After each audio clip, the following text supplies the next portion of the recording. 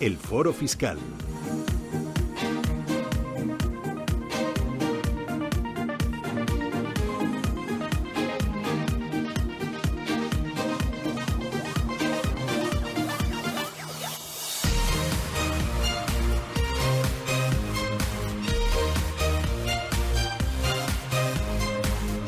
Que tenemos muchos temas para hablar de fiscalidad esta mañana y seguro que muchos más que nos van a plantear ustedes a través del 915331851, 915331851 es el teléfono directo, el de WhatsApp, que pueden mandar, ya lo saben, mensajes de texto o mensajes o audios de voz, 609-224-716, 609-224-716, correo electrónico consultoriocapital@intereconomia.com. Hoy con Eusebio Granda, vicepresidenta de SFG. Eusebio, ¿qué tal? Muy buenos días. Buenos días, Rubén, ¿Qué buenos tal? días. ¿Cómo va todo? Todo bien. Bien. Oye, estoy viendo en la televisión que nos van a hablar de lo mismo que te iba a preguntar yo, del tema de las herencias y de lo de las herencias. Antes de las herencias, dos asuntos. Uno, presupuestos. Si no hay presupuestos, no se va a subir el impuesto de sociedades ni se va a subir el IRPF a las rentas altas, ¿no? No, se prorroga. Se prorroga los del año pasado y eso de momento queda sin aplicación, ¿no? Salvo que este gobierno determine algún real decreto ley que nos subyugue a la población y que nos obligue a pagar algo o alguna tasa o algún impuesto o alguna sobreescala respecto del impuesto. Otro tema, el que sigue coleando de la semana pasada, lo de las deducciones, colegios concertados, ¿qué va a pasar? ¿Lo van a cambiar? ¿No? Solamente era una recomendación. Veo en la tele mi buen amigo Ignacio Ruiz Jarabo que recomendaba el otro día, decir, oye, cuidado, para evitar una posible sanción, vayan ustedes voluntariamente y regularicen eso. Esa es una. Pero hablando de niños, te planteaba yo también que leía estos días para fomentar el tema de la natalidad en Hungría. Las parejas que tengan 4 niños, 4 son, ¿verdad? Van a dejar de pagar impuestos de por vida. Bueno, esos son... Casi como aquí, ¿no? Sí, prácticamente igual que aquí. Yo lo primero... te haría aquí lo llevas claro. Fíjate, que te hablo de nacimientos y luego te hablo de muerte. Ya verás, está divertido. Aquí estaría claro este tema. Aquí lo que hay que decirle a esta gente, Ignacio, que era el antiguo director de la agencia tributaria, ahora se ha cambiado al lado oscuro, como determinan ellos. Siempre se lo hemos dicho, ¿verdad? Y entonces, pues ahora hace una serie de recomendaciones que no eran muy prácticas cuando él estaba director general de tributos, de la agencia tributaria. ¿Qué es lo que pasa? En España no hay una conciencia de que la pirámide está invertida y que tenemos que hacer medidas realmente eficaces para que la pirámide de crecimiento se invierta de verdad. Sí. Es decir, sea una pirámide donde dé posibilidades en el futuro de que la población española aumente y de esa forma se sanee impositivamente en el futuro por las rentas derivadas de toda esa población nueva. ¿Qué es lo que pasa? Que hay países que ya han detectado esta situación y han puesto medidas muy radicales para que se invierta esta pirámide. En los países del norte de Europa no es nada raro encontrarse con familias de 3, 4 y incluso 5 niños. ¿Por qué? Porque el Estado es muy consciente de esto y fomenta la ayuda familiar. Aquí en este país no solo la fomenta, sino que ahora hemos visto la semana pasada cómo se quería dinamitar. Es decir, que le digan a un padre de familia que tenga 2 hijos pequeños, que tiene que hacer frente a los gastos de guardería, que no se puede deducir esos gastos. Y que incluso puede tener que devolver los anteriores. Y que tenga que devolver los anteriores. La agencia tributaria es muy aficionada a revisar sus propios criterios y además al cabo de 4 años para obtener una recaudación recurrente. Yo creo que esto es una atrocidad y esto habría que recurrirlo al al constitucional, no al económico administrativo, para que de una vez por todas dijera, bueno, muy bien, si usted hace un cambio administrativo, hágalo para adelante. Tendrá que aplicarlo a partir del momento del cambio administrativo. No coja usted y revise 4 años, cambie usted de concepto cada 4 años y revise sobre los anteriores. Hombre, qué suerte tienen ustedes, no les vamos a poner multa porque opinábamos eso en ese momento. Hombre. Pero la cuota usted sí que me la paga a mí. Claro. Digo que es caro esto de los niños y es caro morirse, que sigue el debate ahí de qué se hace con los impuestos de sucesiones y donaciones, que le llamamos ahora pues lo que hablábamos, que hay gente que se arruina, incluso renuncia a esa herencia, pero... leía esta semana un artículo que algunos expertos alertaban de que, ojo, que si se suprime el impuesto de sucesiones, ¿Las herencias pueden empezar a tributar en renta? Claro, es que el tema no es simplemente la supresión del impuesto. Hay que hacer una supresión del impuesto y una modificación en el impuesto de la renta. Porque en el artículo 6.3, me parece que es del IRPF, lo que dice claramente es que si se tributa en impuesto de sucesiones y donaciones, no se tributará en renta. Hay muchas normas parecidas, es decir, cuando se tributa en transmisiones no se tributa en IVA, y al contrario. Entonces, habría que cambiar la norma en el IRPF. ¿Pero qué es lo que nos pasa en el IRPF? Que podríamos destapar una vieja polémica que había en este país y que desde el año, me parece que es 80 y pico, se anuló, que era la famosa plusvalía del muerto. Lo que nos decían es, oiga, este señor ha conseguido unos bienes que valían X, pero resulta que en el momento de su fallecimiento valen X más 10. Bueno, pues esos 10, de acuerdo con el artículo 33, son incrementos de patrimonio no lucrativos y que, por tanto, al desaparecer el impuesto de sucesiones y donaciones, empezarían a tributar. ¿Por qué tributarían los herederos? Por esos 10 que vale más el patrimonio, pues, de su padre, de su tío, de su abuelo, de su hermano. Es una aberración que directamente se suprima sin hacer estos cambios normativos en los otros impuestos que nos pueden obligar a tributar. Porque tributar una herencia en renta nos saldría mucho peor que si se mantuviera el impuesto de sucesiones. Claro, porque va al tipo general, iría al tipo general, y el tipo general es el 45% a día de hoy. Es más, hay... O sea, que tributaríamos ese año como si fuéramos ricos. No, es que Hacienda considera que eres rico. Claro. Porque acabas de obtener algo gratuito totalmente. Claro. Y suerte tendríamos que solo se declarara por la plusvalía del muerto. Porque a lo mejor lo que podrían determinar es, no, por el valor total de los bienes que usted recibe. Que tu renta ese año sería con brutal, ese valor. ¿Sabes? Con ese valor, como Cristiano Ronaldo. No, es que ese es el problema. Entonces, por ahí hay muchas ideas de que dice, claro, no es lo mismo el dinero que gana un trabajador y lo poco que pueda ahorrar que lo de un futbolista. Y entonces no se pueden medir la misma capacidad económica de eso, porque el futbolista puede vivir toda su vida fenomenal y entonces sus hijos van a heredar una cantidad. Vamos a ver.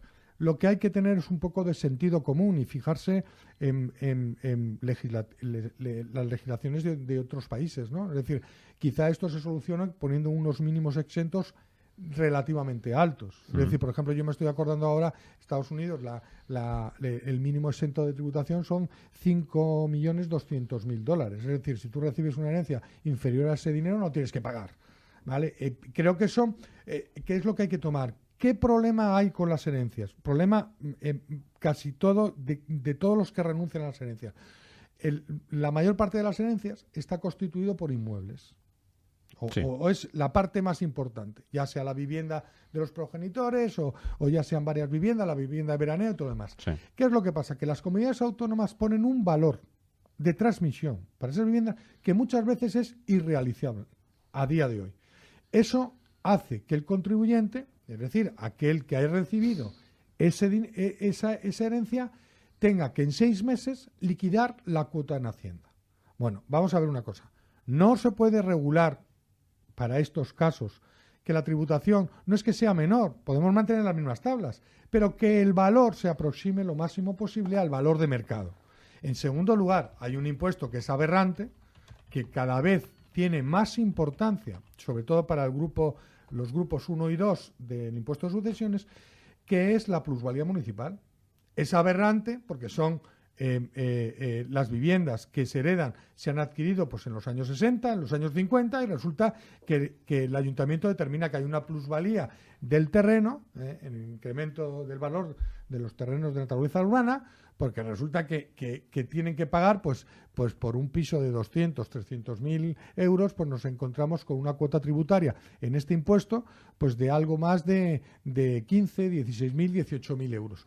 Que se tienen que liquidar un mes después de la liquidación de hereditaria, con lo cual no hay posibilidad. Encima con prisas. Claro, entonces, si a esto la norma cambiara, se le diera un tiempo necesario al contribuyente para que organizara ese patrimonio que va a recibir y si tiene que vender, que no lo tenga que malvender para pagar impuestos. Para poder vender un mes y pagar eso.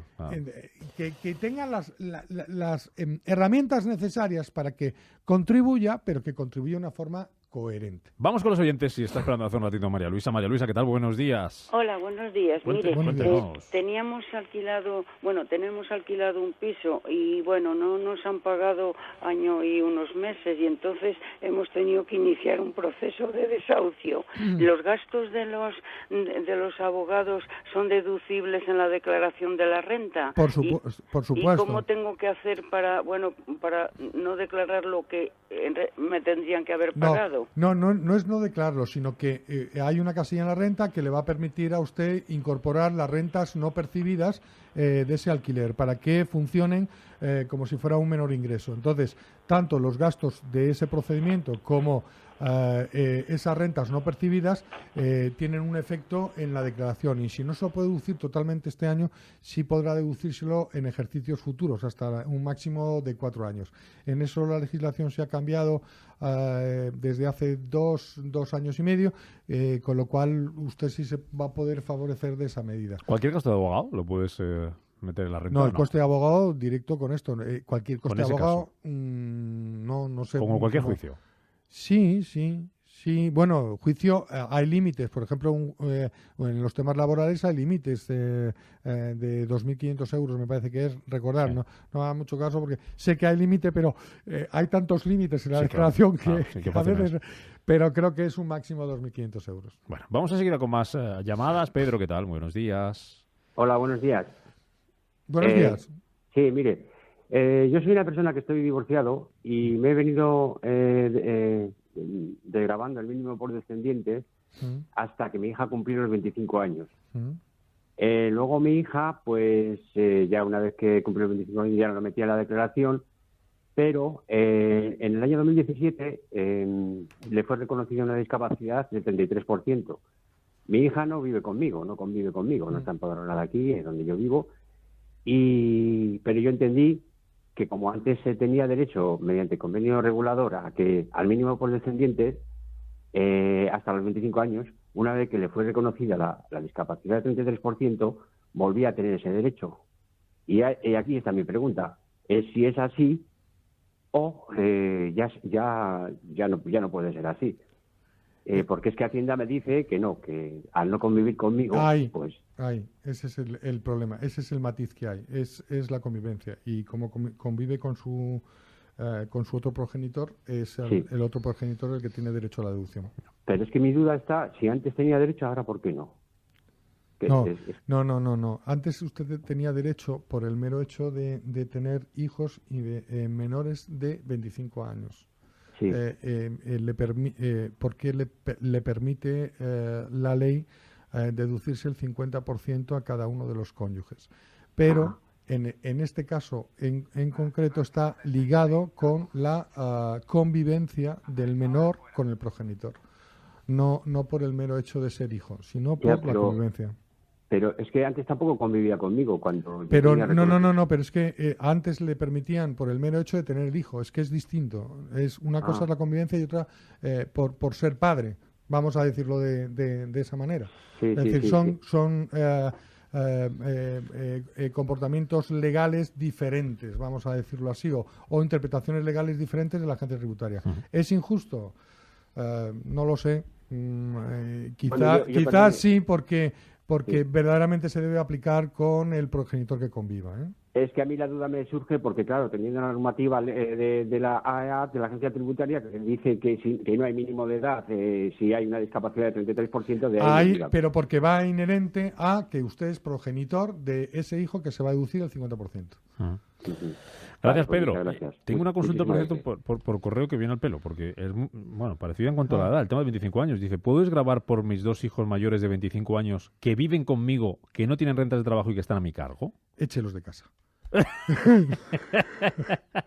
Yo les recomiendo que les corte el agua caliente este año, el año que viene les dé una sola comida y al año siguiente les interrumpa el suministro de luz. Directamente. Por supuesto, para las tablets y todo lo demás, quitarlo. No nos permite la ley. Por la edad. Por la edad. Si fueran menores de 25, sí. Sí, Ah, pero por la edad no nos permite. vale. Es que esa era que te tenía yo apuntado. Hable seriamente con sus hijos y dígale que lo que pierdan, pues se lo tienen que reintegrar ellos. Sí, directamente. Bueno, vamos con Ramón. Ramón, ¿qué tal? Buenos días. Hola, buenos días. Cuéntenos. Díganos.